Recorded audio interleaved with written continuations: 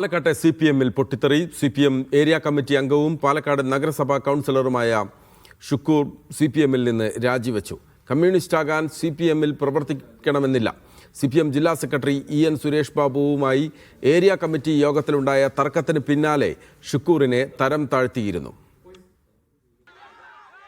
കോൺഗ്രസിന്റെ തെരഞ്ഞെടുപ്പ് വിജയാഹ്ലാദത്തിനിടെ ഉണ്ടായ സംഘർഷത്തിനിടെ CPM ജില്ലാ കമ്മിറ്റി ഓഫീസിലേക്ക് പോലീസ് കയറിയ സംഭവത്തിൽ ഏരിയ കമ്മിറ്റി അംഗം നാസിമിനെ ജില്ലാ സെക്രട്ടറി പരസ്യമായി ശാസിച്ചിരുന്നു. ഈ വിഷയം ഇന്ന് ചേർന്ന CPM പാലക്കാട് ഏരിയ കമ്മിറ്റി യോഗത്തിൽ ചർച്ച ചെയ്തു. ഇതിനിടെ ജില്ലാ സെക്രട്ടറി EN സുരേഷ് ബാബുവും M അബ്ദുൽ ഷുക്കൂറും തമ്മിൽ തർക്കമായി. ഇതിന് പിന്നാലെയാണ് ഇനി സ്വതന്ത്രനായി നിൽക്കുകയാണെന്ന് ഷുക്കൂർ പ്രഖ്യാപിച്ചത്.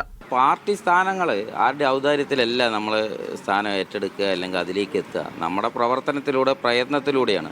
അത് ചിലവരുടെ ഔദാര്യമാകുന്ന സ്ഥിതി വരുമ്പോൾ സ്വാഭാവികമായിട്ടും ഔദാര്യത്തിൽ ജീവിക്കേണ്ട ഒരാളല്ല ഞാൻ. അല്ല, കമ്മ്യൂണിസ്റ്റാകാൻ പാർട്ടിയുടെ ഉന്നത സ്ഥാനങ്ങൾ വഹിക്കണം എന്നൊന്നുമില്ല. കമ്മ്യൂണിസ്റ്റായി ജീവിക്കാൻ പാർട്ടിയുടെ ഉന്നത സ്ഥാനങ്ങൾ വഹിക്കണം എന്നുമില്ല.